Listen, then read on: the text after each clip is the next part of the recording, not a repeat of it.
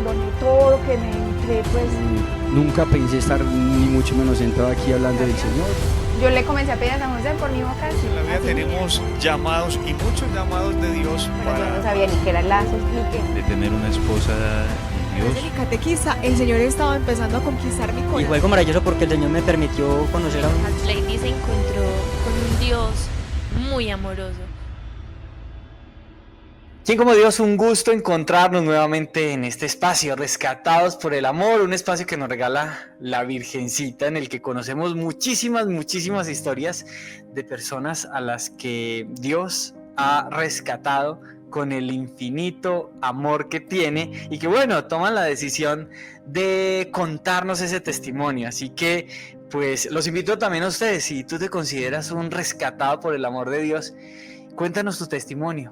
Dale gloria a Dios a través de lo que ha hecho en tu vida, así como lo hace el día de hoy Adriana Nosa. Adri, ¿quién como Dios? Nadie como Dios, Juli.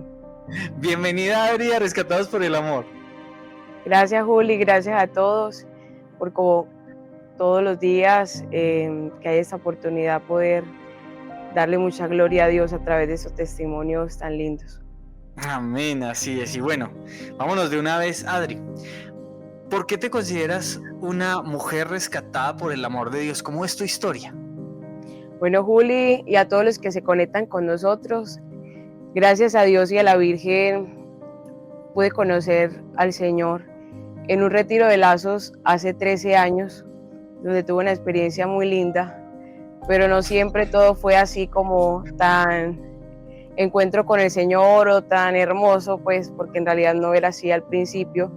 Vengo de una familia donde toda mi familia es de Santander, por tanto todos conocen más o menos cómo son la gente de Santander, que son bravos, que de una u otra manera les cuesta manifestar amor, cariño por las personas, demás. Entonces vengo y crecí como con esto desde, uno dirá, 16 años, que entró a la comunidad, que habrá vivido, cómo habrá sido, pues Adri, al principio era como muy rebelde, grosera, peleaba con todos, muy, en ese aspecto muy desconvertidita, muy lejos de Dios, aunque era muy buena estudiante en el colegio y eso me llevaba a tener una soberbia gigante.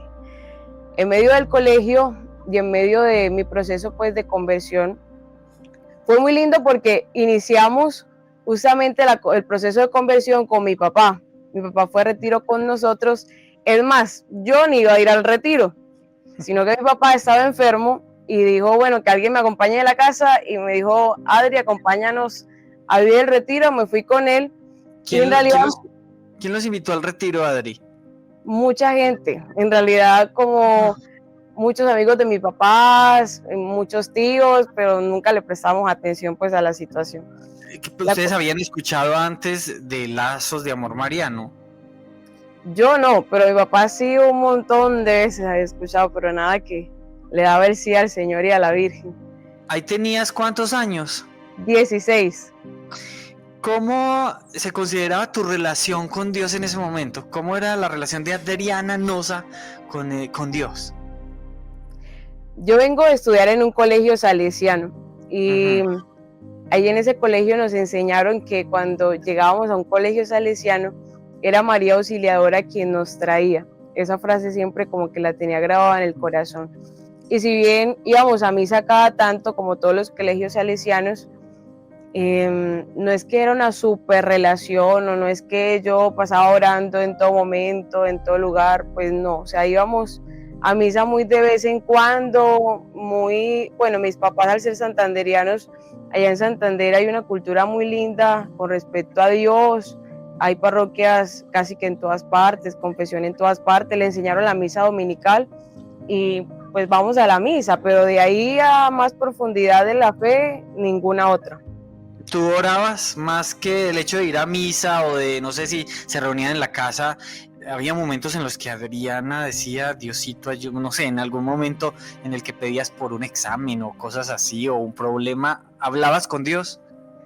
Yo creo que además que sí, porque por todos los exámenes, uno bien chiquito que se pone todo nervioso con los exámenes y que de una u otra manera siempre he estado como compitiendo por los primeros lugares del colegio y eso era muy tremendo. Incluso en los últimos años había una chica que ni siquiera había ocupado nunca los primeros puestos y entonces en eso con mi grupo de amigas que siempre entre nosotras nos intercalábamos los puestos, éramos ¿cómo era posible tal cosa? Entonces forcémonos más y le pedíamos como mucho al Señor que nos ayudara como con eso.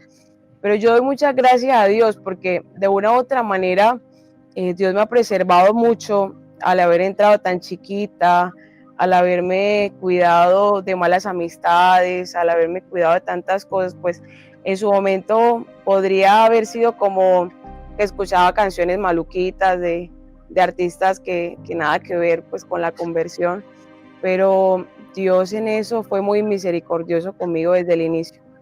Cuando tu papá te dijo, bueno, Adri, yo solo no voy para ese retiro, te vas conmigo, ¿cuál fue tu reacción?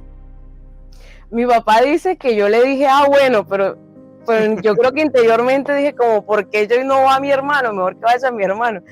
Pero al final Dios me terminó llevando a mí a ese retiro. Fue un 12 de diciembre del 2012. Wow. Día de la Virgen de Guadalupe. Adri, ¿qué pasó en ese retiro? ¿Qué le pasó a Adriana en ese retiro? Bueno, en ese retiro, al principio no sentía pues mayor cosa, pero llegó un viernes, que ese viernes fue muy especial, porque no sé si fue por hambre o yo estaba como tratando de, en algún momento cuando pienso en esto digo, no sé si fue por hambre o por qué, pero en medio de estar haciendo el rosario yo caigo desmayada 1 minuto, 2 minutos y sentí una voz muy linda de parte del Señor que me decía, a partir de ese momento todo será diferente. Y yo siento que después de ese momento es como lo único que recuerdo del retiro y a partir de allí todo fue distinto. Yo recuerdo que quien dirigía mi retiro decía que él era como muy grosero, muy mal hablado y pídanle esa gracia al Señor, que el Señor les pueda ayudar. Mediante esa fe de quien dirigió mi retiro le pedí como, Señor, bueno, si tú hiciste eso con él, tú puedes hacerlo conmigo, ayúdame y tal cosa, pero yo siento que todo fue distinto. Incluso saliendo del retiro, mi papá había llevado pues el carro, nos regresamos en el carro de mi papá, no alcancé a llegar como para contar testimonios en el lugar donde uno cuenta testimonio en su momento, y al llegar yo siempre había sido penosa para exponer, o sea, para hablar en público, no sé qué. Ya ahorita la gente pues ve a los misioneros o nos ve a cualquiera de nosotros y dice, no, estos nacieron hablando en público como si fueran los más profesionales de la vida, cual yo nunca expuse en el colegio. Si algún compañero mío está viendo este video, puede decir que nunca expuse en mi vida. Y yo que voy llegando del retiro y empiezo a sentir en mi voz, a mí interiormente que me decía, habla, habla, habla. Me acerco donde la muchacha que estaba dirigiendo el recibimiento y ella me dice, no, Adri, ya tenemos todos los testimonios, no puedes decir ya nada más, está muy tarde. Y ella lanza algo como si fuera una profecía. Ella dice, tranquila, que vas a tener muchas ocasiones para hablar de Dios, del amor de Dios en tu vida. Y después de eso ha sido toda una cristoaventura porque ha sido desde el día 1 romper con todas las amistades que en su momento tenía. Fue muy lindo, Julio, porque te decía que todo empezó, salí del colegio y una semana después fui a retiro. O sea, el Señor no me dio tiempo ni chance de desconvertirme ni nada, pero le doy tantas gracias porque el tiempo dedicado al Señor y el no probar cosas del mundo hace que de una u otra manera se prevenga uno en no tener tantas tentaciones como lo pueden tener otros jóvenes de hoy por día que se han consumido muchas cosas en el mundo, aunque Dios se vale de todo eso para dar un testimonio más grande más adelante. Tú, Adri, hablas de las amistades y las amistades que te tocó cambiar en ese momento. ¿Por qué tuviste que hacer eso? O sea, ¿cuáles eran las circunstancias que llevaron a Adriana a decir, yo tengo que cambiar mis amigos, entre comillas? Bueno, porque en esa época estaba muy de moda el tema de rebelde, estaba muy de moda el tema del trap, estaba muy de moda el tema de los emos, de que se cortaban las venas, bueno, en esa época pues. Entonces mi grupo tendía como a ser un poquito así, y también es que yo me daba cuenta que tenía un Facebook de 4.000 personas, pero a ninguna de esa gente la conocía. Y como desde el inicio me gustó como tanto escribía canciones, poemas, aunque nada bonito y nada de Dios, más que todo como de desamor y cosas así. Entonces como me llené como en ese mundo, algunos artistas no conocidos, famosos, como hoy por día los hay, no nada de esto, pero algunos de estos me pidieron como escribir una canción y demás, aunque no es muy pública, no es muy conocida la canción, en su momento lo hice y tenía como muchos amigos como muy superficiales, muy de farándula, muy de esto, entonces fue como, ninguno de esos es tu verdadero amigo, como si Dios me dijera, yo te voy a dar personas nuevas, renuncia a todo eso, y literal, saliendo del retiro siento que fue como una gracia, porque terminé totalmente ese Facebook, rompí todo, quité mi número de teléfono, creé un nuevo Facebook, tomé un nuevo número de celular, empezó todo de nuevo, o sea, literal como lo que el Señor me dio en el retiro. A partir de ahora todo será diferente. Tú dices que rompiste lo que escribías. Sí. Todo lo rompiste. Bueno, resulta que fue pasando el tiempo y yo empecé a sentir que eso que yo tenía era como algo del demonio.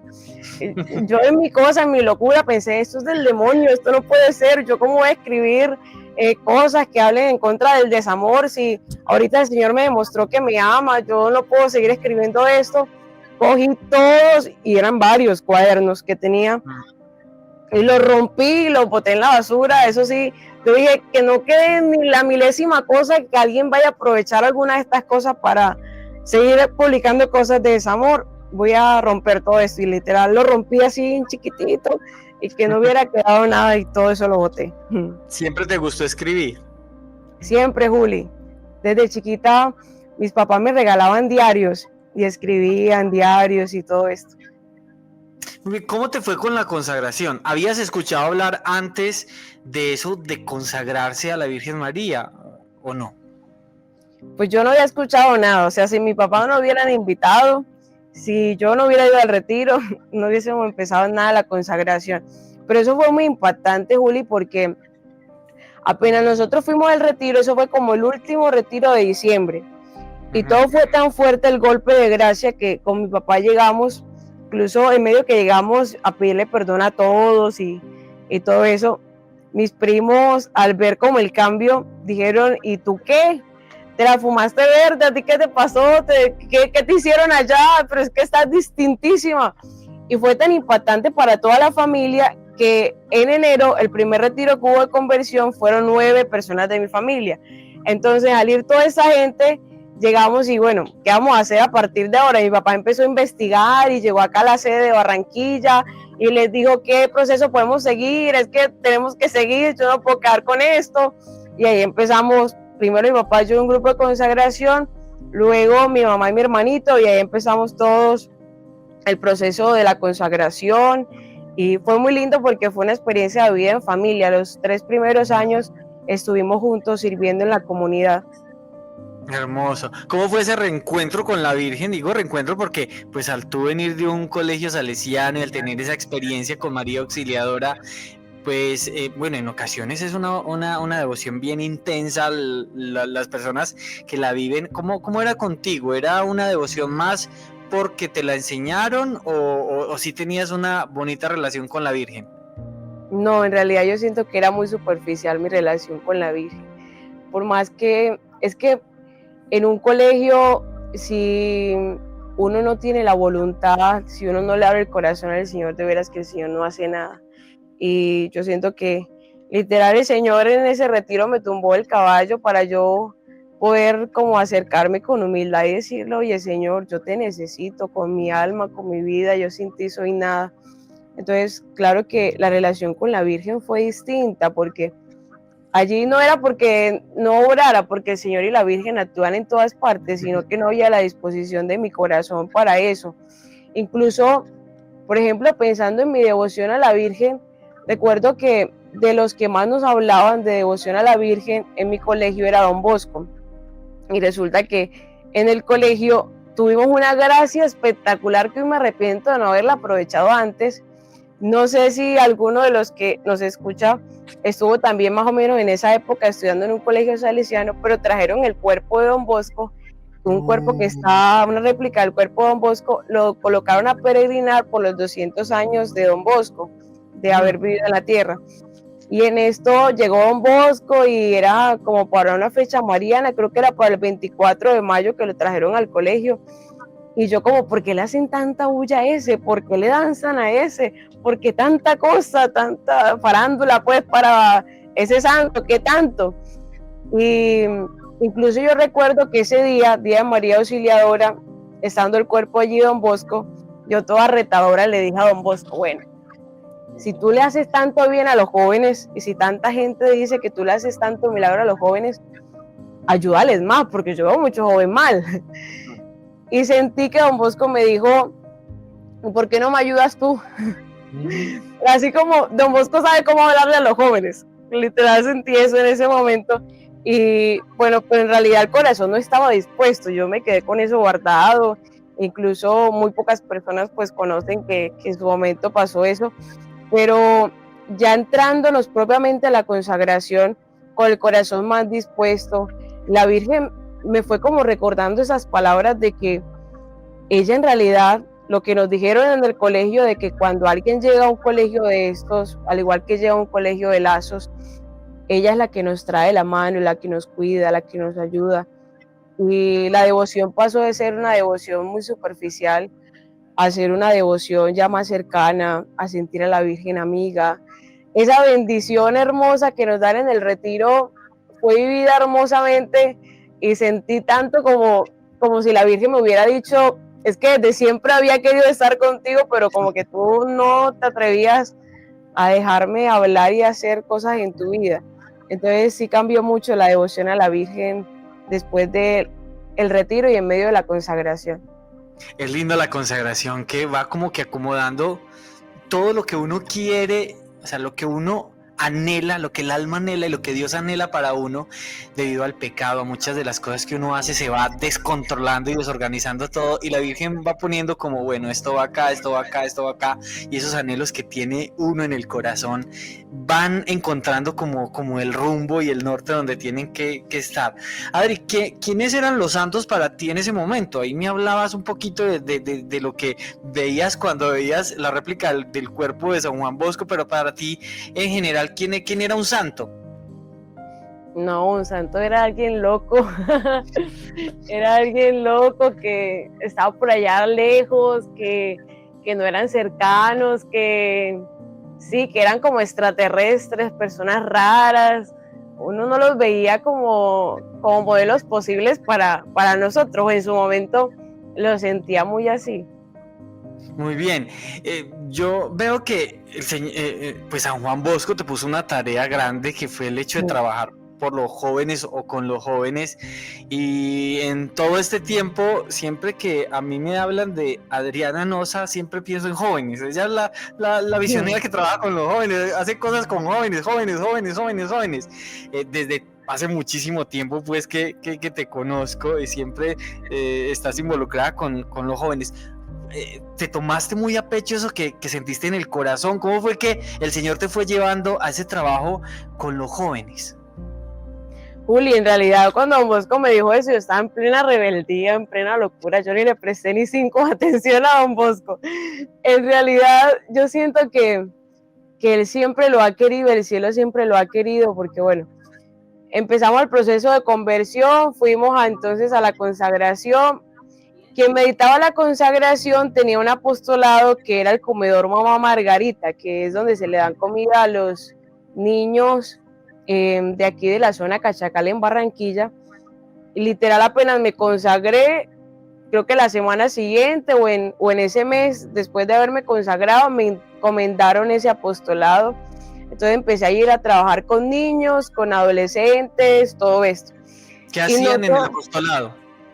En el apostolado le dictábamos consagración, le dictábamos también catequesis para que hicieran la primera comunión, organizábamos para que hicieran los bautizos Y bueno, fue como mi primera consagración como de 17 añitos.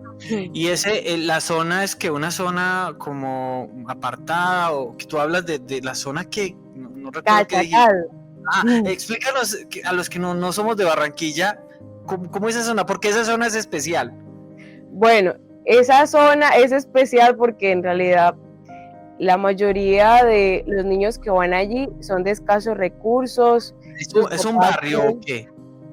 Es una zona de escasos recursos en donde la mayoría, los papás los enseñan a robar, y algunas mujeres de ahí, mamá de ellos son prostitutas, algunos de ellos no tienen facilidades para comprar almuercitos, se van sin comida para los colegios, entonces ese comedor está allí puesto para ayudarles a estos chicos para que no se vayan con hambre para el colegio.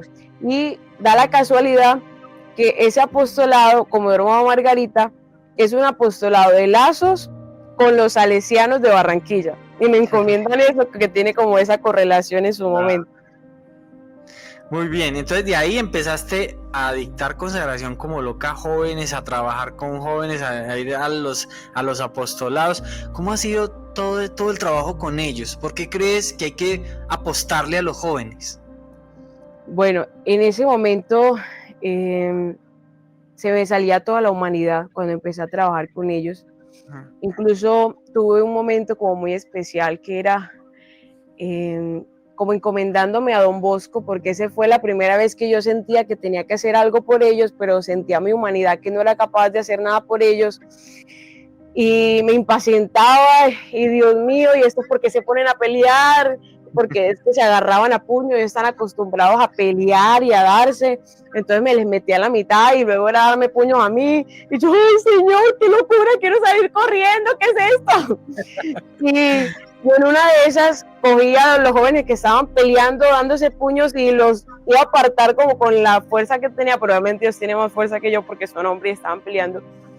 Y en ese momento en mi cabeza solamente pasó el sueño de Don Bosco que decía, como la Virgen le decía a Don Bosco, así no, con amor. Entonces fue la primera reprensión de la Virgen, fue así no, con amor. Y a partir de allí fue, tengo que aprender a tratarlos. Si tú me pusiste aquí, Señor, tengo que aprender, ayúdame, Señor, ayúdame, yo no sé cómo hacer esto, no entiendo. Y me iba a orar y le decía a Don Bosco, ¿tú cómo te los aguantabas? Yo no te entiendo, Don Bosco. Y así empezó como todo esto. Ya en medio de esa situación, me encomendaron, yo duré ahí como 2 años, 3 años más o menos. Luego me encomendaron a ser parte de consejos locales dentro de la comunidad, pero en medio de estos consejos locales apareció por primera vez estos retiros de jóvenes de conversión que se empezaron a dictar aquí. Y fue en medio de una reunión de consejo donde los que lo estaban dirigiendo dijeron, ustedes deberían, consejo local, ir a dirigir uno de estos retiros para que sepan lo que es bueno, para que sepan que es trabajar con jóvenes. Entonces me acuerdo en su momento que quien me dirigía me dijo, bueno, la única joven acá eres tú, así que vaya a dirigir ese retiro. Y yo que tenía como 19 años en ese momento, bien chiquita, sin experiencia de nada, viendo mucho mi humanidad, de que al principio como que no podía controlar mucho mi carácter y no sabía cómo ayudarles, nada. Entonces empecé a ir como a estos retiros, me empecé a dar de cuenta de su dolor y así fue, cada retiro,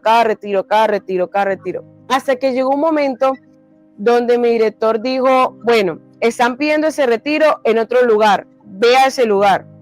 Y ese lugar fue Bucaramanga.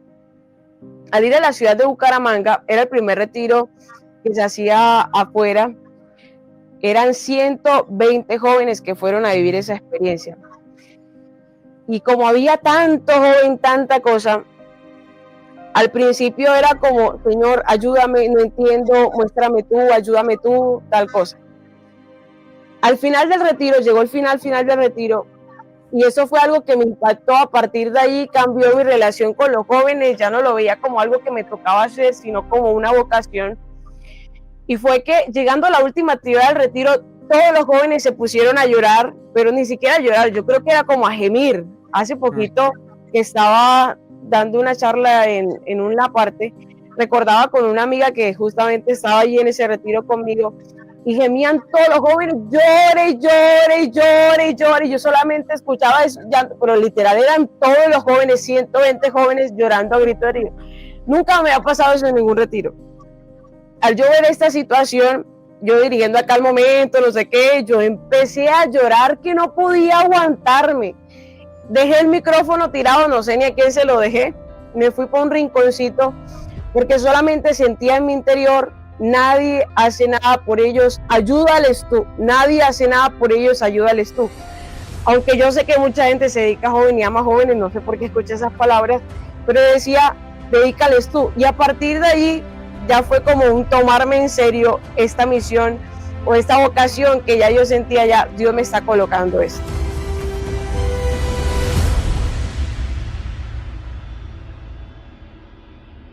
Ahí no termina la cosa. Resulta que el Señor seguía mandándome a lugares, a dirigir retiros de jóvenes a diferentes ciudades.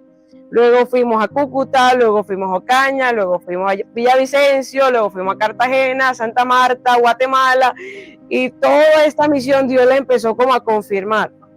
Pero hubo una segunda cosa que a mí me confirmó como que el Señor quería que me dedicara a este apostolado, y fue en un retiro en Ocaña. Resulta que en ese retiro de Ocaña llegamos, era también el primero y el segundo, a mí me sorprendió mucho. Al final del retiro, veo a un jovencito que se me parece a Domingo Sabio. Y yo decía, qué raro, pero es que es igualito. Yo me le acercaba y yo decía, es igualito a Domingo Sabio, es igualito. Nos toman la foto del retiro y es igualito a Domingo Sabio y es igualito. Se va al retiro. Supuestamente no hay nadie. Se va todo. Yo escucho y que se va el bus, se fue el bus, chao, se fue. No vuelvo a escuchar sonido de bus, nada. Y en medio de esto se me acerca un jovencito, entre comillas Domingo Sabio, se acercó a alguien igualito a Domingo Sabio, me abrazó y me dijo, nunca dejes de ayudar a los jóvenes. En medio de esto, el niño que me termina de abrazar sale corriendo, se va. En medio de que se va, yo le pregunto al director que se queda ahí con nosotros, oye, el bus no se fue hace rato, acá ya no hay nadie, ¿cierto? Ya todos los del retiro se fueron. Y el director me dijo, sí, mija, así como más de media hora todo el mundo se fue de acá. Ve, pero acá no hay como un niño. Y me dice el señor, no, acá no hay ningún niño, acá no hay nadie. ¿Y cómo así que no hay nadie? Bueno, ya de ahí yo dije, estaré loca, no sé qué habrá pasado. Me quedé como con eso en el corazón. Y así, y el Señor fue pasando el tiempo y me sigue llevando a otras partes hasta que llegó el momento donde hicimos el último retiro de jóvenes en Guatemala, que nos cogió allá la pandemia. Incluso mis hermanos de Guatemala pagaron un vuelo charter para que pudiéramos regresar acá a Colombia, porque como era pandemia, estaban cerrando los países, no habían vuelos para que entráramos de nuevo al país. Pudimos entrar al país. A partir de allí fue hacer el apostolado con jóvenes, pero virtuales, pero ya para misioneros, en retiros de jóvenes, misioneros virtuales, en donde empezamos a hacer como grupos de quienes dirigían estos retiros de jóvenes en las otras ciudades donde habíamos ido. Se nombraba como alguien por provincia, nos reuníamos y hacíamos retiros de jóvenes misioneros. Entonces era ya como escuchar no solo historias de jóvenes conversión, sino jóvenes misioneros que vivían muchas cosas. Y en medio de ese proceso empecé interiormente a conocer a un joven muy especial que yo siento que ha cambiado toda mi historia de cómo es una relación con un santo, y fue conocer a San Carlo Acutis, que hasta hace muy poquito es canonizado por la iglesia. ¿Cómo te llegó Carlo Acutis? ¿Cuándo lo conociste? ¿En qué episodio? Bueno, a Carlo lo conocí en un video de Facebook que había en su momento, en 2020, era venerable. Vi las fotitos de él y en medio de ver las fotitos que pasaba el video y pasaba como la historia, experimenté algo muy especial. Yo creo que nunca me ha pasado algo tan fuerte con un santo como él. En ese momento, cuando estaba viendo el video, me pongo a llorar como una niña chiquita. Generalmente no soy de mucho llorar, pero a partir de Carlos soy de mucho llorar. En medio que conozco a Carlos, empiezo a llorar, y sentí que el Señor me dijo, investígale porque hay más como él, investígale porque hay muchos más como él. Teníamos como un grupito de jóvenes que ya nos reuníamos los jueves a poder ver todas las problemáticas de jóvenes, a ver cómo les podíamos ayudar. En ese tiempo empecé como a investigar de los santos educadores, cómo educaban ellos, San Juan Bosco, cómo educaba, San Juan Bersman, cómo educaba, entre otros, San José Calazán, San Felipe Neri, cómo educaban, y ahí compartíamos como todo esto.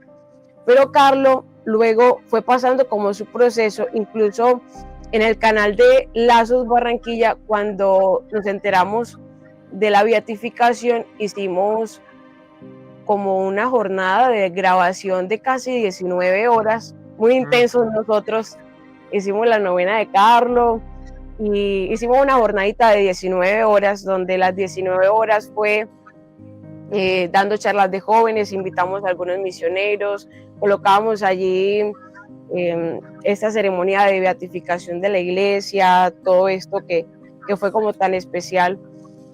Cuando va pasando como todo esto, incluso escuché como una canción que se llama Los mejores años son para Dios. Ahí, en medio de escuchar esa canción, de poder también conocer a Carlos y de empezar ya a meditar la vida a otros santos jóvenes con los cuales compartíamos, con los jóvenes estos que nos reuníamos los jueves. Ahí le compartía como cada santito joven que iba investigando y no sé qué. Entonces hacía como un resumencito de ellos, porque decía, los jóvenes no les gusta leer tanto, entonces voy a hacer como un resumencito, les comparto a ellos, no sé qué. Y ahí en medio que le compartía eso a los chicos y que hablaba de Carlo Acutis y de todo lo demás, volvía nuevamente a escuchar eso. Ven, lee, investiga, escribe, hay más como él. Y resulta que fue pasando el tiempo, nos invitaron a una asamblea, a una reunión de directores donde solamente va el provincial. Juli, tú estabas ahí en esa asamblea. Fue una asamblea donde solamente va el provincial. Yo no soy provincial, yo hago parte de un consejo, pero no soy provincial. Rodri me invita de una manera muy especial y yo digo, ¿por qué me invita si no sabía ni siquiera que Rodri, ni sabía mi nombre, ni sabía que me dedicaba a jóvenes así tan específico, y me invita con nombre propio a esa asamblea porque se va a hablar de los jóvenes y de una manera muy especial voy allí. Allí no termina la cosa porque termina la asamblea, llego a la casa y encuentro en mi casa, en mi pieza, una reliquia de Carlo Acutis de 3er grado que me había enviado de la asociación de Carlo Acutis. Yo había pedido esa reliquia hace muchos años, y no me había llegado, ni me llegó ningún correo que me iba a llegar, absolutamente nada. Fue como si en ese momento cuando vi esa reliquia, fue como si Carlo me dijera, sí, es verdad, tú tienes algo con los jóvenes, yo te quiero acompañar para que acompañes a jóvenes.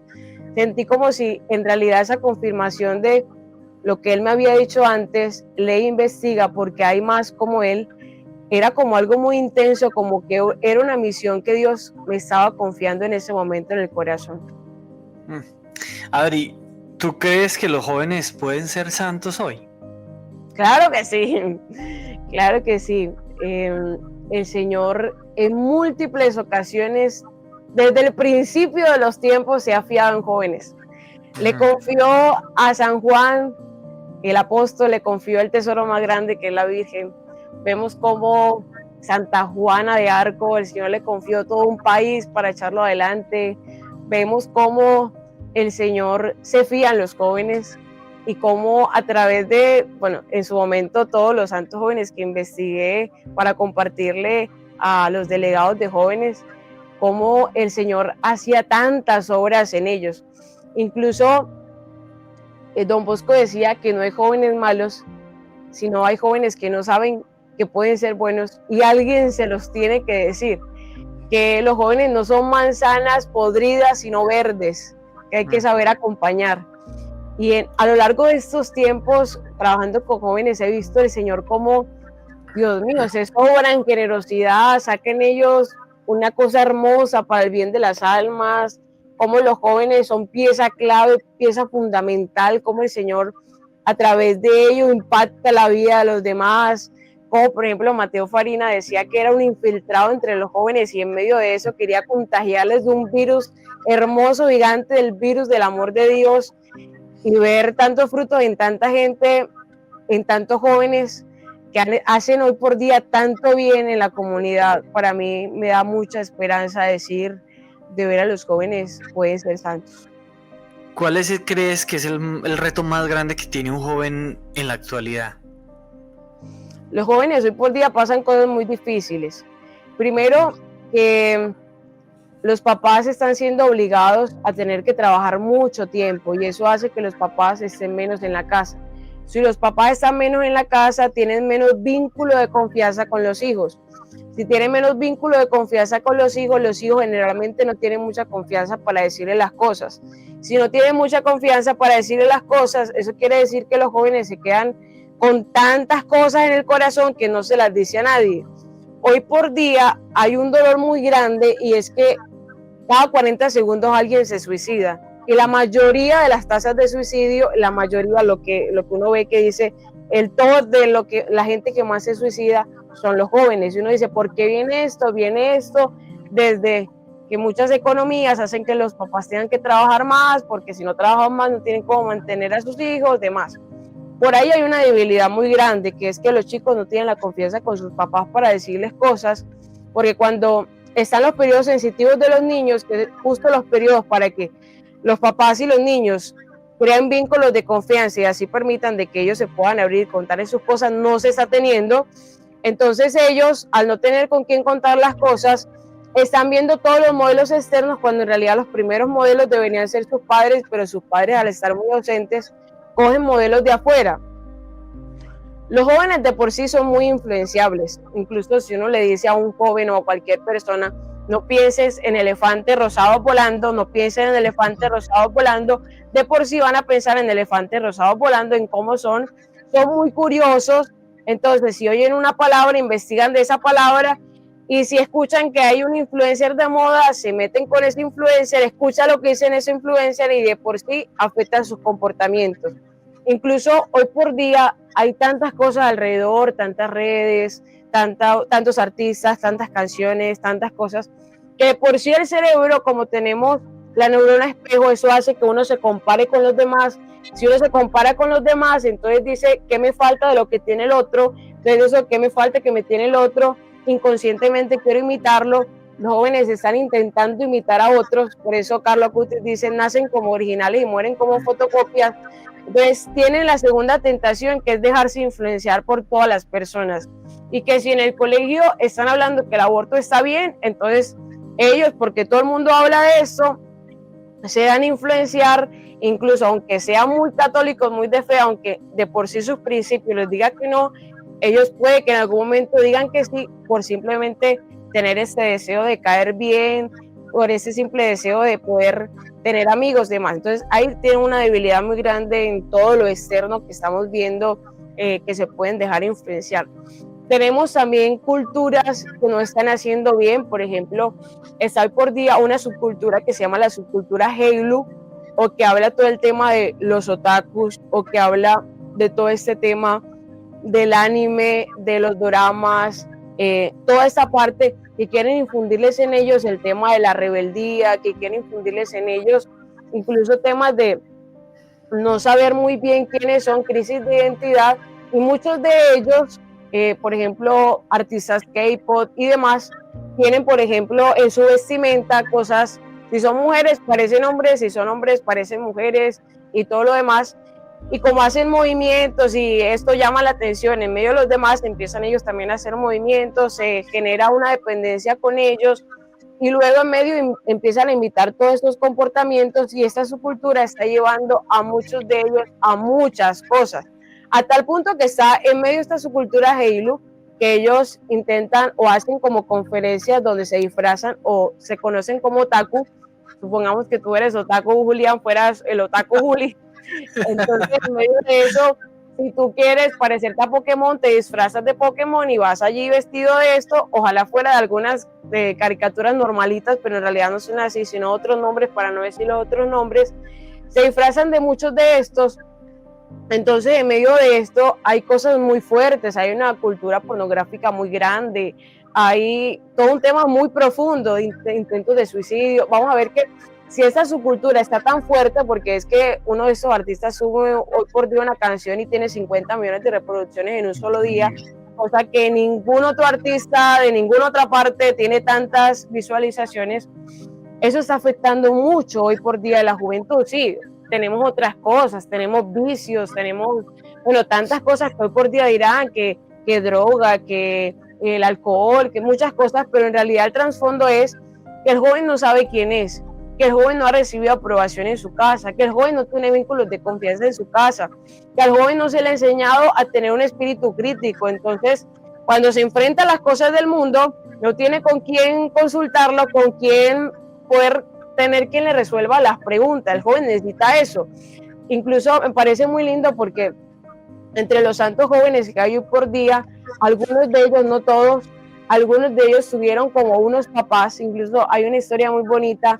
Hay una beata que se llama Beata Conchita Veragüen, algo así, es una española que el papá le enseñó eso del criterio para pensar las cosas y para decir las cosas. Se sentaban a debatir temas de política, de lo que sea en la mesa, y hoy por día es muy lindo porque cuando ambos los proclamaron, cuando a ella la proclamaron venerable, a él también, son ambos venerables de la iglesia, a ella ahorita la beatificaron.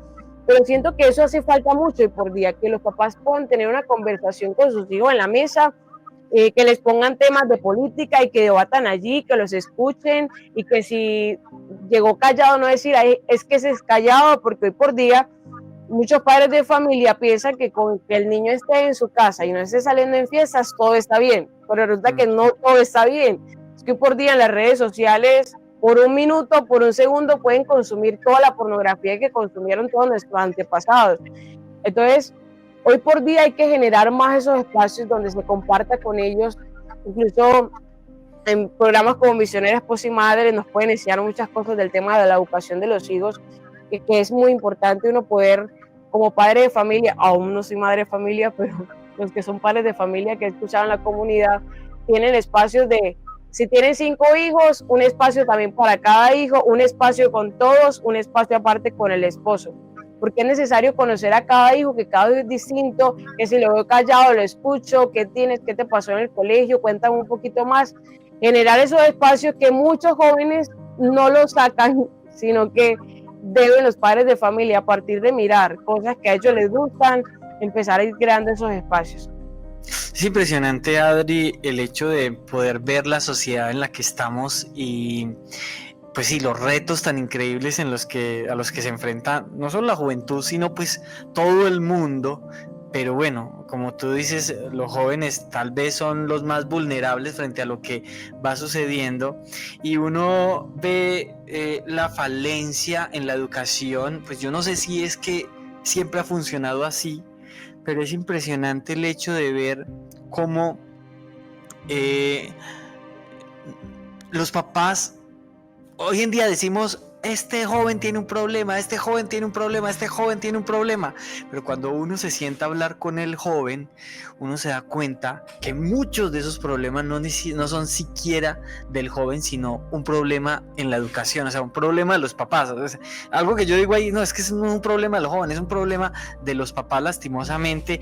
Y hoy en día los pobres padres de familia no tienen herramientas o elementos, o yo no sé si las herramientas que naturalmente Dios le da por alguna artimaña de Satanás se las ha arrebatado, a tal punto de dejar a los jóvenes, como tú lo dices, no, ellos están ahí en su situación, ellos están ahí en su vida. En ocasiones la única manera de tener a un joven contento es entregándole un aparatico de estos y ya es la panacea, es lo mejor que se pudo haber hecho, cuando lastimosamente, y nos hemos dado cuenta en todo el apostolado que hacemos, que es tal vez incluso el peor error que se puede cometer, y es entregarle, por ejemplo, un celular a una edad en la que pues un chico no tiene las facultades para poder dominar todo lo que trae un celular. Adri, ¿qué herramientas pueden tener los papás para poder, no sé si cabe la palabra educar o guiar o llevar o acompañar a la juventud de hoy en día? Juli, lo que pasa es que sí, en gran parte los padres tienen la culpa y uno dirá, pero qué malos son, pero en realidad pobrecito, es que no les han dado las herramientas, no les han enseñado a ser papás. Bueno, Juli, tú acabas de ser papá, creo, o estás pronto a ser papá. ¿Ya eres papá? Sí, mi bebé tiene 3 mesecitos y medio, estoy enamorado. Y es un milagrito de Dios que luego también tengo que contarles. Ay, bueno, gloria a Dios. Sí, pero tú que ya eres papá, ¿te vino el manual de instrucciones para qué hacer cuando tal cosa y tal otra? Lo busqué, pero no lo pude encontrar, creo que... En Google. Así mismo le pasan a todos los papás, es que sí, qué pesar, no existe como un plan A, B, C, D. Si bien hay unas cosas básicas que es importante y que de pronto podría decir acá, si bien es cierto todo eso, también es que cada hijo es distinto, entonces tampoco es que vaya a haber una regla general para todos, pero resulta que existen periodos sensitivos. La educación de un joven no inicia cuando tiene la edad de los jóvenes, de los adolescentes. Me pasa en el cerebro del joven, como cambia tanto y como varía tanto y como hasta incluso, no ver que en la corteza prefrontal, toda la parte del cerebro va a madurar en esas etapas un 95%. En realidad, el nombre de adolescente es que adolece, le duele algo. O sea, si literal uno pudiera preguntar a un adolescente, fuera consciente, ¿cómo te sientes? Le diría, me duele el cerebro, porque en realidad en esa época el joven está creciendo en todo su cerebro, están tantas cosas pasando en su interior que él no alcanza a vivir o a darse cuenta de lo que está pasando. Pero uno ve que al final de cuentas, por eso es que nos han dicho, no es lo mismo pecar y no pecar, porque es que lo que va a pasar en la adolescencia es consecuencia de lo que él aprendió de una u otra manera cuando estaba chiquito. Existe algo que se llama los periodos sensitivos que hablé antes. Entonces, por ejemplo, qué vital es que ojalá todas las madres de familia, yo sé que es difícil, complicadísimo, que nuestras economías no están dando, pero ojalá que todas las mamás tengan la oportunidad de estar, ojalá en sus primeros años, 5 o 10 años de vida de sus chicos, presentes para ellos, porque es la etapa donde se crean esos vínculos de confianza, de yo llegar y decir, ¿cómo estás? ¿Te pasa algo? Cuéntame. Don Bosco usaba una frase muy linda que la aprendió de su mamá y era, no hay nada que hagas que pueda hacer que yo te quiera menos. Entonces decirle constantemente esa frase a los niños, a los jóvenes, cuéntame lo que te pasó, tranquilo que no hay nada que tú hagas que pueda hacer que te quiera menos. Al corregir, como le enseñó a Don Bosco, le enseñó a Margarita, que hoy por día es venerable, le enseñó que para corregir hay que corregir en el oído, tratar de educar ese espíritu crítico, tocar temas importantes. Siento que a muchos padres de familia le da miedo hablar del tema de la sexualidad con sus hijos, y hoy por día en ese tema los están educando, son los influencers que hoy por día hacen preguntas como, así en un tal cualquiera de estos videos, pueden hacer una pregunta de cuántas veces te masturbas por día, o cuántas veces ves pornografía por día, o cuántas veces tal cosa, y el jovencito al escuchar eso dice, ¿qué es eso? Voy a averiguar, o si ya sabe, dice, ay, eso es normal, todo el mundo lo hace y lo empieza a hacer. Entonces, los padres de familia hoy por día deben saber que una de las herramientas que pueden tener para que su hijo pueda perseverar en un proceso de conversión es responderle todas esas preguntas. La sexualidad no solamente son los aparatos genitales de nosotros, sexualidad también entra en los sentimientos, lo que somos, todo eso. San Juan Pablo II en la teología del cuerpo va a hablar cosas maravillosas acerca de esto, que puedan profundizar un poquito para dar respuesta a sus hijos. Me llama mucho la atención, por ejemplo, que la mamá de Carlo Acutis, al ver que Carlo era tan sabio en todos temas de teología, se metió ella en curso a investigar todo el tema de teología porque ya no entendía nada y su hijo, el montón de preguntas que él hacía, lo estaban volviendo loca. Entonces, qué bonito será que los padres de familia, si tienen un hueco con alguna información que los niños están pidiendo, que los adolescentes están preguntando, poder investigar ellos. Hay muchos, hoy por día, libros de educación de los hijos. Hoy por día, incluso en la librería Madre de Dios, hay un libro que se llama Las virtudes o cómo educar en las virtudes, educación en las virtudes de un misionero. Y hay personas que están tomando la iniciativa de educar a nuestros chicos en virtudes. Hay incluso diplomados de educación de los hijos. Hay tantas cosas que pueden servir, pero sobre todo lo principal es hacernos cercanos a ellos. Don Bosco decía que había que hacer las cosas de ellos para que ellos hagan las cosas de nosotros. Pero para tratar con jóvenes siempre hay que tener un equilibrio entre dos palabras, amor y autoridad. Porque es que a veces nos pasamos de amor y queremos por tema de que se sientan bien. Hoy por día vemos en muchos lugares, no en todos, gracias a Dios, pero sí en muchos lugares en donde promueven, por ejemplo, si es una canción de alabanzas, una alabanza en son de reggaetón para atraer a jóvenes. Y en realidad lo que a jóvenes le atrae no es eso. A lo que un joven le atrae es otro joven viviendo radicalmente la fe, como se debe vivir la fe, que le digan las cosas como son, que no estén como, ay, esto es así, pero tampoco, pero no, al joven le encanta esa meta alta, al joven le encanta que uno le coloca esa meta por allá arriba, él intenta como sea hacerlo, le encantan los retos.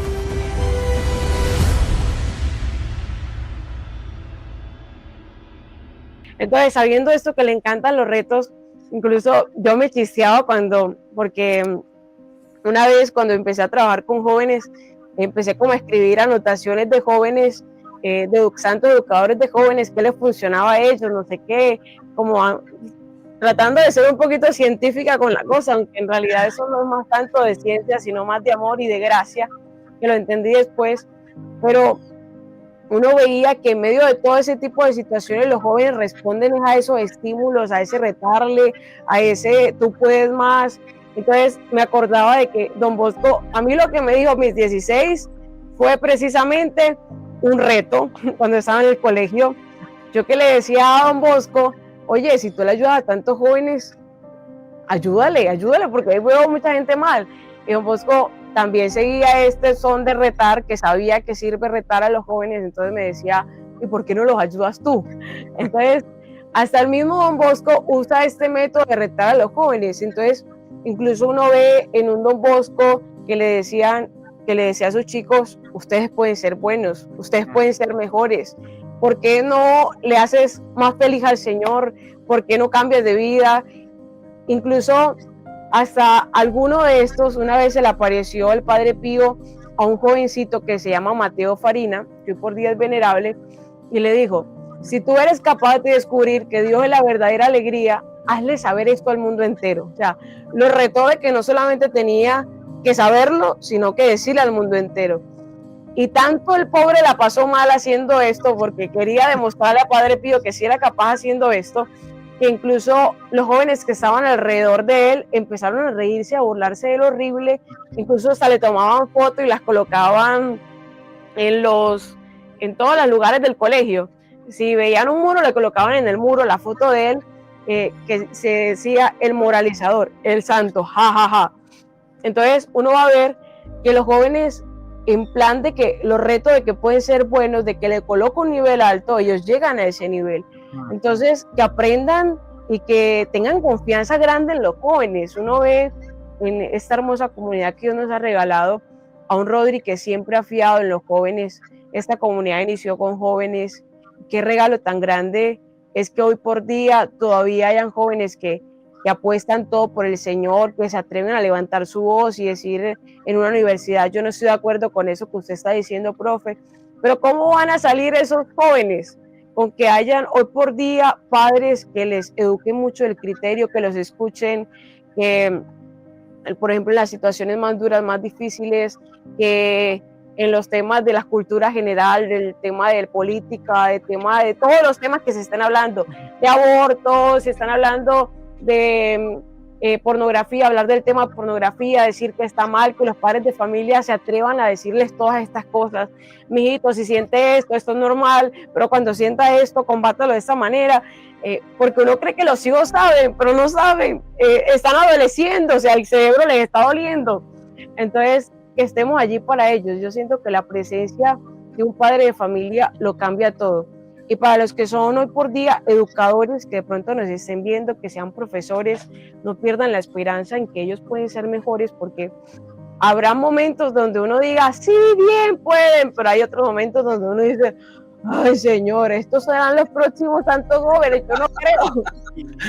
Pero que no pierdan la fe. Don Bosco también le pasó esos momentos. Uno, por ejemplo, si lee, hay un libro que se llama Obras Fundamentales de San Juan Bosco del Abad, que aunque es difícil de conseguir, demuestra cómo Don Bosco influyó en la vida de cada uno de los jóvenes primeros salesianos, y uno muestra, y uno ve allí muchos detallitos de cómo él los iba ayudando, y uno ve en todo esto que el Señor obra, que el Señor actúa, y que él tuvo momentos de desesperanza, pero el Señor le demostró, así como nos demuestra al mundo entero, que los jóvenes pueden ser buenos y que los jóvenes pueden ser santos. Sí, es impresionante cuando uno trabaja con los jóvenes, o sea, todo el potencial que tienen y todo el potencial también que se desperdicia hoy en día. Muchas veces los mismos videojuegos, la misma televisión, las redes sociales, las mismas cosas que encuentran en un celular de distancia, no sé si cauteriza toda esa posibilidad, esa capacidad que tienen jóvenes para absolutamente todo. Es que es increíble cómo póngale usted un reto a un joven y ese reto se lo cumple, y a veces da muchísimo más de lo que se espera. Si hay algo que yo tengo, por ejemplo, muy claro, es que si usted quiere en la evangelización hacer un trabajo realmente monumental, llévese jóvenes. Hágalo con jóvenes. La capacidad de evangelización, por ejemplo, que tiene un joven no la tiene ni el Papa. O sea, ni el Papa, con todo lo que tiene, al Espíritu Santo en plenitud, un obispo que tiene pues todos los sacramentos encima. O sea, la capacidad de evangelización que tiene un joven no se la supera ni el Papa.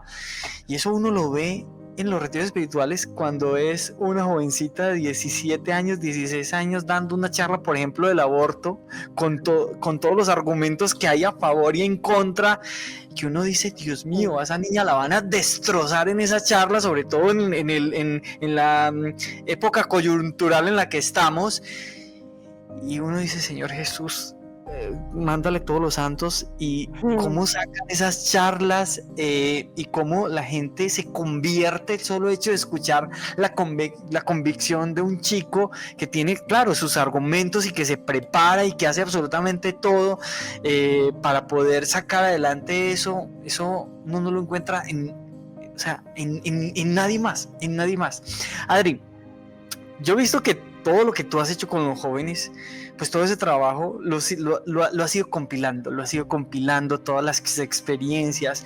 Tú decías que ibas escribiendo, que ibas organizando unas cosas, y por gracia de Dios, hoy en día, después de un trabajo grandísimo, de un montón de años, ¿cuántos años? Ahora me cuentas, pues sale a la luz un libro que el Señor te ha regalado, y que después de mucho tiempo de trabajar en él, el Señor te ha puesto a través de Rodri, el hecho de, bueno, mijita, eso no se puede quedar usted con eso, sáquelo a la luz. Y sale este libro. Cuéntanos un poquito de este libro, cómo se llama, cuál es el título, para quién es. Cuando estabas escribiendo, ¿pensaste en algún momento que iba a ser un libro? Cuéntanos un poquito, a ver, que yo estoy, es que me leo ese libro ya. Gloria a Dios. Bueno, cuando empecé a hacer esto, les compartí ahorita un poquito que era que tenía un grupo de jóvenes, que Carlos Acutis me decía que hay más jóvenes como él, que lee, investiga, y empecé a investigar, empezó a aparecer Mateo Farinas, Ciara Luz Badano, Monse Graces, y cada uno empezó a llegar, cada uno, y los empecé a leer. Angelino Bonetta y no sé qué, y empezó cada uno, y los leía, Y eso era qué cosa tan linda. Y les compartía al grupo de delegados de jóvenes que tenía en su momento. Y todo, wow, qué cosa tan bonita. Wow, los jóvenes sí pueden ser santos. No, nadie conoce esto, ¿no? Y así, empecé como a compartírselos a ellos. Porque veían estos delegados de jóvenes que algunos se sentían bajoneados porque sí, los jóvenes pueden ser santos, pero yo veo una humanidad aquí que no me da mucha esperanza.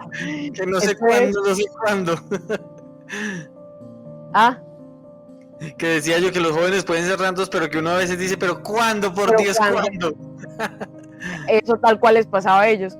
Y decía, uy, Señor, cómo les lleno de esperanza a todos estos chicos. Entonces era enviarle estos chicos, estos jóvenes santos a ellos, y ellos resurgían ellos la esperanza y así.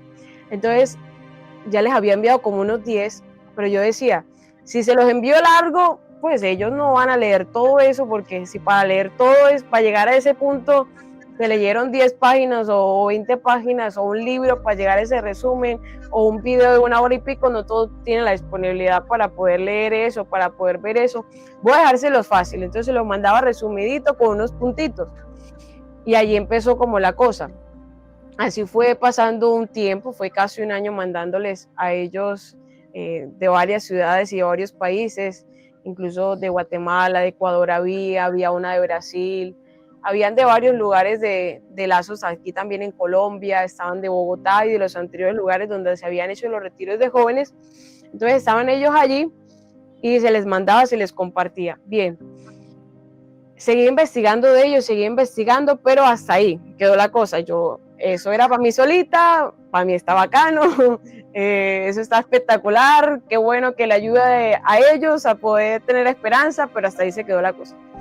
Resulta que hace como 2 años fui a una asamblea, estaba hablando con Rodri, pero de cosas muy normales que pues uno puede tener la oportunidad de hablar con Rodri, nuestro papá y fundador, y uno veía que allí en medio Rodri prestaba atención, todo, me llegó a hacer una pregunta de cómo estaba, y en ese momento estaba pasando por una situación un poco compleja, difícil, y allí le dije, Rodri, pues la verdad, días buenos, días no tan buenos, pero estoy colocando mi corazón en algo.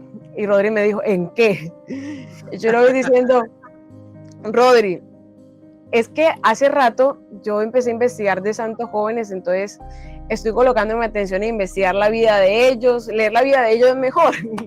Y ahí por ahí me le fui, que estaba escribiendo esto, y Rodri me dijo, ¿cómo, Adri, tú escribes? Y yo, sí, Rodri, yo escribo.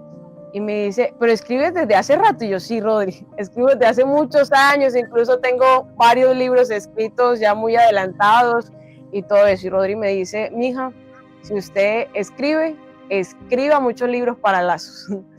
Entonces, cuando Rodri me va diciendo esto, yo entendí que en realidad era algo que Dios quería y que Dios me pedía.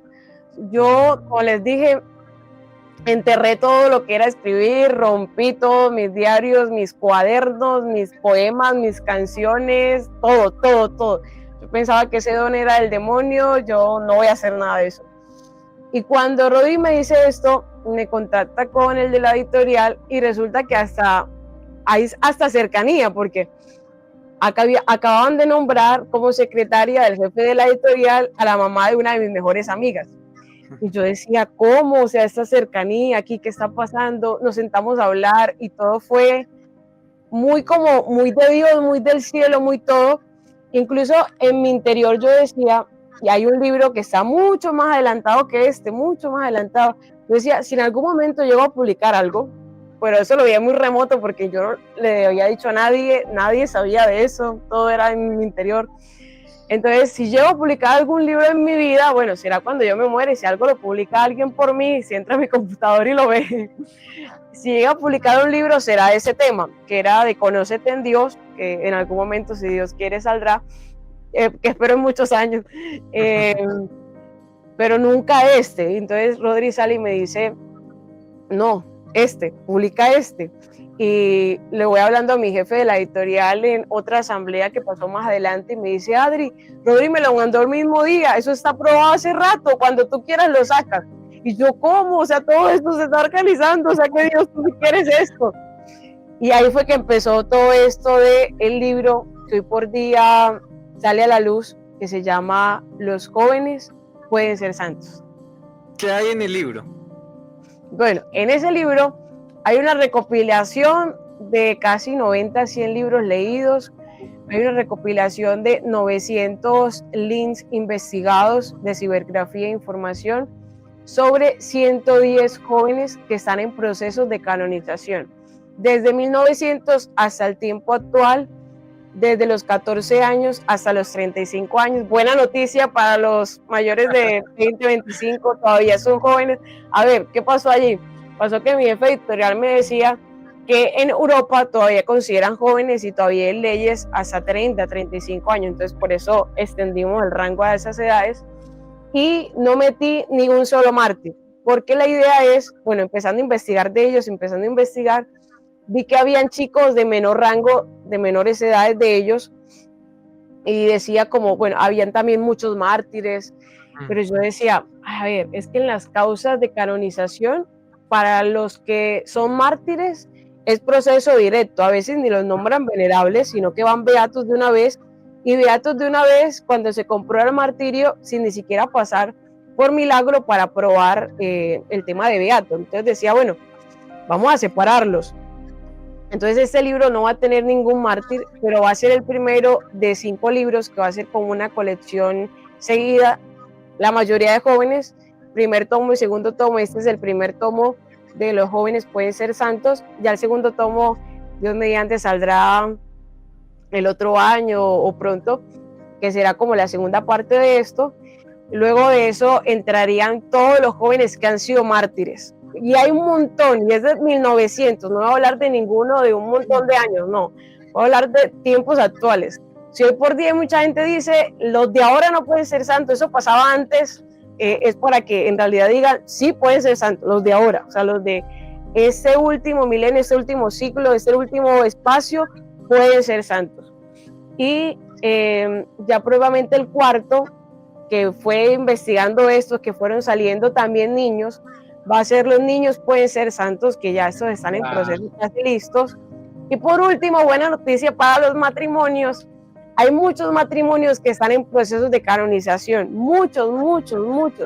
Incluso después del Concilio Vaticano II se aprobaron o se permitieron no solamente la canonización de personas laicas, sino que ya hoy por día estamos teniendo casos de matrimonios canonizados, que por ejemplo conocemos los papás de Santa Teresita, que el día en que celebran propiamente a esa pareja de santos es el día que se casaron. Entonces vamos a encontrar allí a muchos de ellos que son siervos de Dios, beatos, venerables, ya santos, que revelan cómo se conocieron, cómo vivieron su noviazgo, cómo vivieron su matrimonio, cómo educaron a sus hijos y demás. Entonces este primerito tiene todo esto resumido, o sea, no es como, ay, el joven se va a sentar y va a leer 20 páginas de un santo. No. En realidad, máximo encontrará 3, 4 páginas. Pero el resumen del resumen. Por eso fue un proceso como de 5 años, porque está muy resumido todo y el joven va a encontrar allí, primero, cómo era ese joven en su niñez, todo lo que vivió en su niñez esa persona, si era inquieto. No quise colocarle filtros de que era santo desde el principio, sino como lo que era. Porque hoy por día muchos libros pueden revelar como solo lo bonito del santo, ¿no? O sea, para que los jóvenes identifiquen que en realidad hay muchos de ellos. Habían algunos que eran mujeriegos y se convirtieron. Habían otros que no les gustaba estudiar. Incluso había uno que decía que yo no entiendo por qué tengo que investigar el teorema o no sé qué de Pitágoras. Yo no entiendo eso, yo quiero ser cura, yo no quiero nada de eso. Yo no entiendo por qué hay que aprender un montón de cosas en el colegio. Decía así el muchachito. Y luego va a decir el Señor, es necesario que lo aprendas porque con esto te fortalece la voluntad que te va a ayudar luego a ejercer tu profesión. Entonces, como en la primera parte de cada santo vamos a encontrar eso, como su humanidad, su infancia. Había muchos que tuvieron familias bonitas de Dios, habían otros que no tenían la familia nada de Dios, eso lo vamos a encontrar allí. Luego vamos a encontrar cómo fue su adolescencia, cómo recibió la primera comunión. Algunos lo recibieron con con voluntad, con un gran amor, hay otros que ni por ahí tanto. El impacto que tuvo Jesús Eucaristía, la Virgen para ellos, cómo descubrieron su vocación, porque hoy por día muchos jóvenes, la gran pregunta es, ay, no sé qué quiere Dios de mí, si Dios me quiere cura, si Dios me quiere monja, no sé si Dios me quiere que estudie tal cosa o tal otra, no entiendo. En ese libro van a encontrar de cada uno de los santos, son 110 en total, vamos a encontrar cómo descubrieron su vocación, o sea, cómo Dios les habló de eso. Algunos tuvieron unas tremendas cosas que querían, que Dios los mandaba creían que Dios les decía que fuera religiosa, pero al final Dios les decía, no te quiero allí. Si siendo madre de familia podrás hacer una buena labor. Hay otras que querían ser madre de familia o sentían que Dios la llamaba a eso, y en oración Dios les confirmaba una cosa, entonces les va a ayudar mucho, les va a dar como discernimiento, reglas de discernimiento para saber qué quiere Dios de cada uno de los jóvenes. Después de eso va a salir cómo ese joven, en medio de descubrir su vocación, vivió lo que fue su enfermedad, porque la gran mayoría de esos jóvenes pasaron por enfermedades duras, por un cáncer o por alguna cosa así que le arrebató la vida siendo muy jóvenes, y cómo la vivieron. Incluso hay una chica que me sorprende mucho porque hay unas que son muy humanas y que apenas se enteran, por ejemplo hubo una que apenas se enteró, se encerró, llegó a la casa, tiró la puerta y le dijo, nadie entre. Y se puso a llorar, y Señor, ¿por qué me haces esto a mí? ¿Por qué me haces esto? Y en medio de esto, ella, en esa relación y todo, luego cayó en su consciente y se dijo, ¿por qué no a mí? ¿Por qué no yo? ¿Por qué no yo sí creo? ¿Por qué no yo sí creo puedo llevar muchas almas al cielo con este sufrimiento? No, al contrario, me debo alegrar. Y le duró 25 minutos ese show que vivió anteriormente, esa humanidad que vivió ahí. Y luego esa misma jovencita le va a decir a su mamá, no me pongan nada para tranquilizarme, no me pongan tramadol, no me pongan nada que me haga dormir y que no sienta dolor, no me pongan nada de esto. El único regalo que yo tengo para dar al Señor es mi sufrimiento y se lo voy a entregar. Por favor, no dejen que yo no se lo entregue, quiero entregárselo.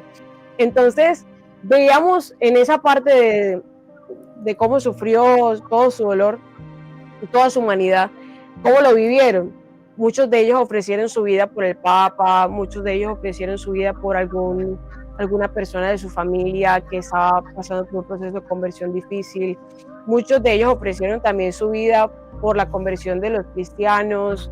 Muchos de ellos, etcétera, vivieron, o sea, en medio del sufrimiento, ya teniéndolo, se unieron al Señor. A muchos de ellos una oportunidad de conversión muy linda.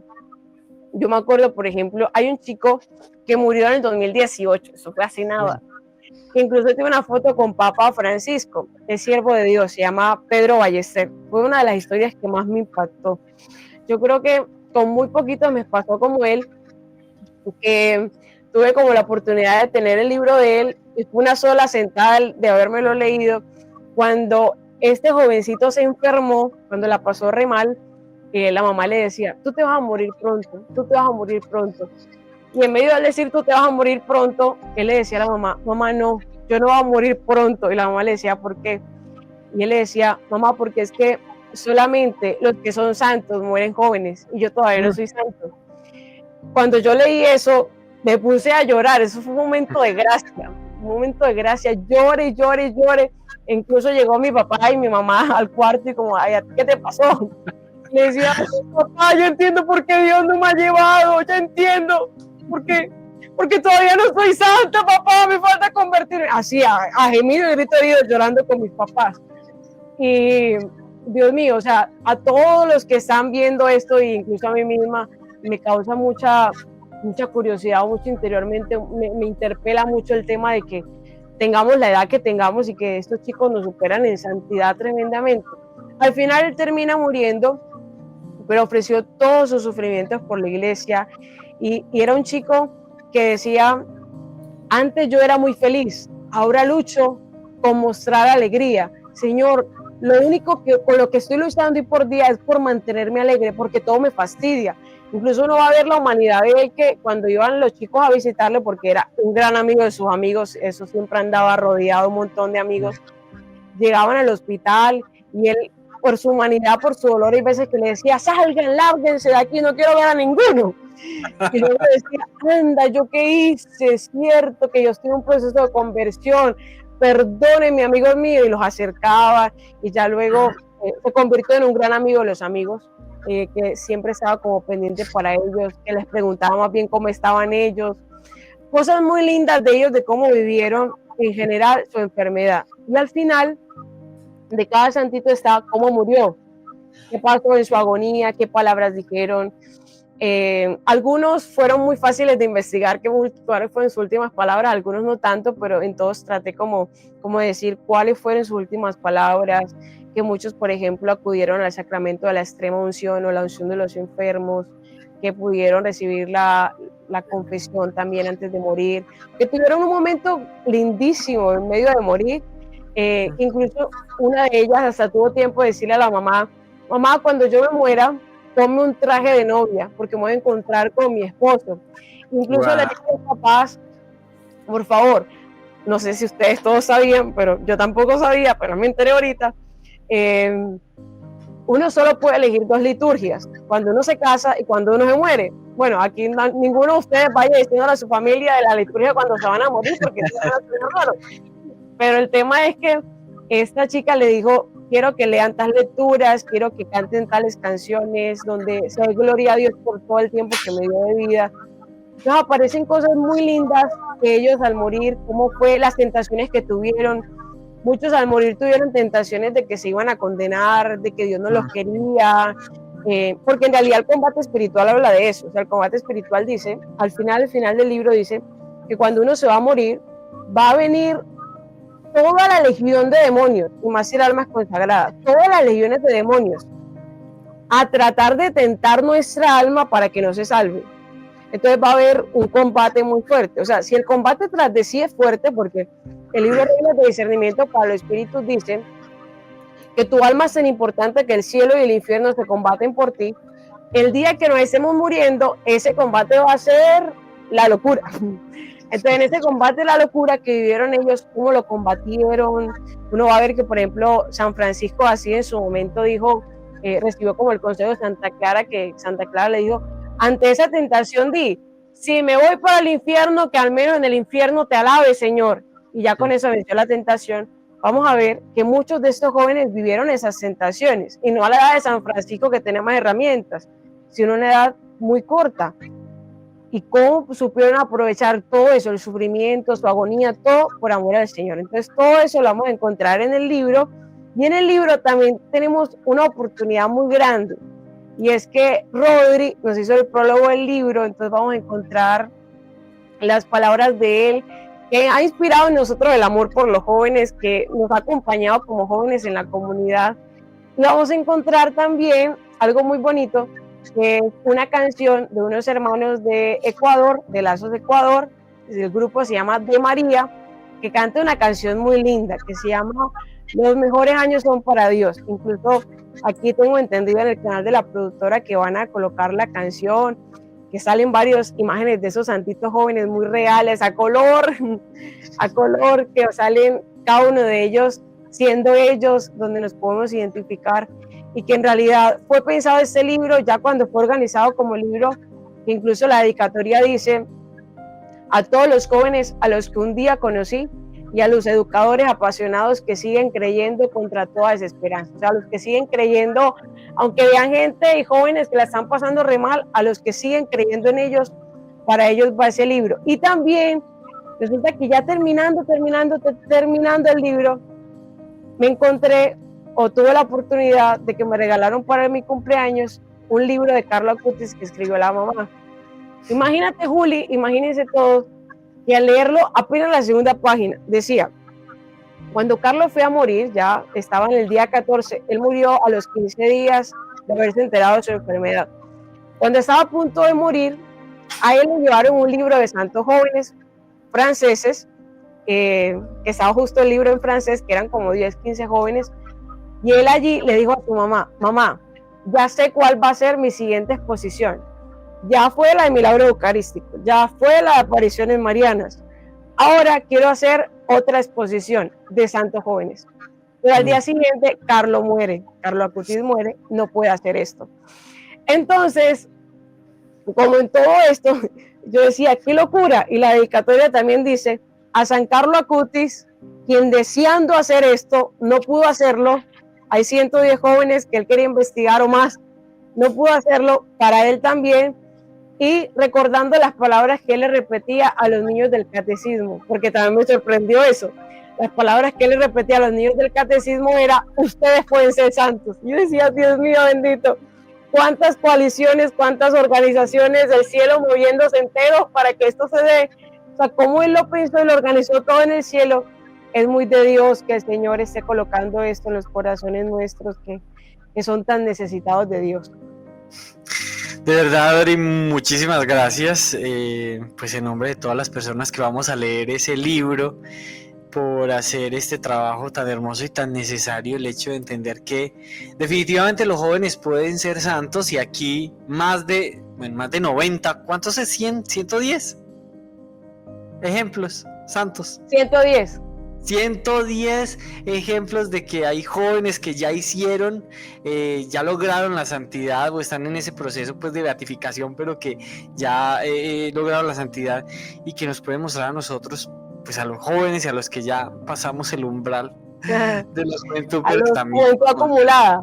No, pero voy a esperar el otro libro, el de los matrimonios pueden ser santos, ese lo voy a esperar ahí para que, bueno, definitivamente la santidad es para todos, y bueno, aquí con todo este trabajo de investigación que ha hecho Adri y que se compila en este libro, pues nos vamos a dar cuenta, ahí está un regalo precioso para los jóvenes. Si tu papá quiere regalarle algo a tu muchacho, este va a ser un regalo grandísimo, también para los papás que se den cuenta que tienen muchísimo que ver en la formación de los santos. Los santos se forman en hogares santos, y bueno, si queremos a alguien que cambie el mundo y nosotros decimos que tal vez no estamos en edad para eso, pues tenemos a los jóvenes que lo pueden hacer.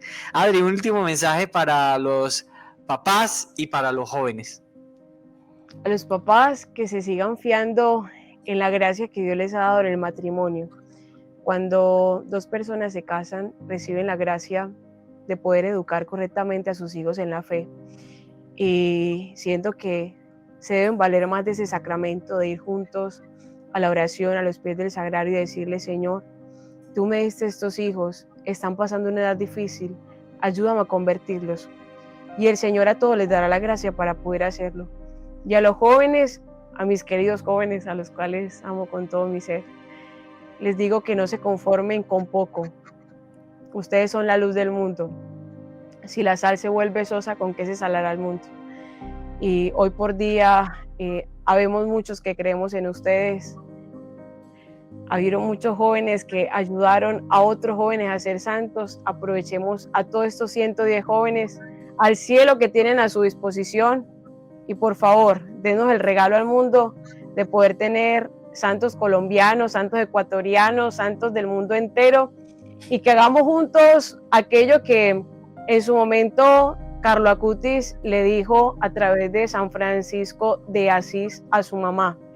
O sea, que cuando Carlo muere, le dice a su mamá que esté tranquila, que le va a dar muchas señales del cielo de que él está allí.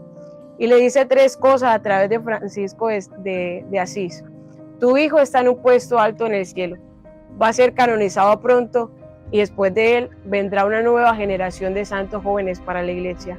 Así que, chicos, ustedes que me escuchan, hoy por día dijo Montfort en su libro El Tratado que vendrían más grandes santos en tiempo futuro que en el tiempo antiguo.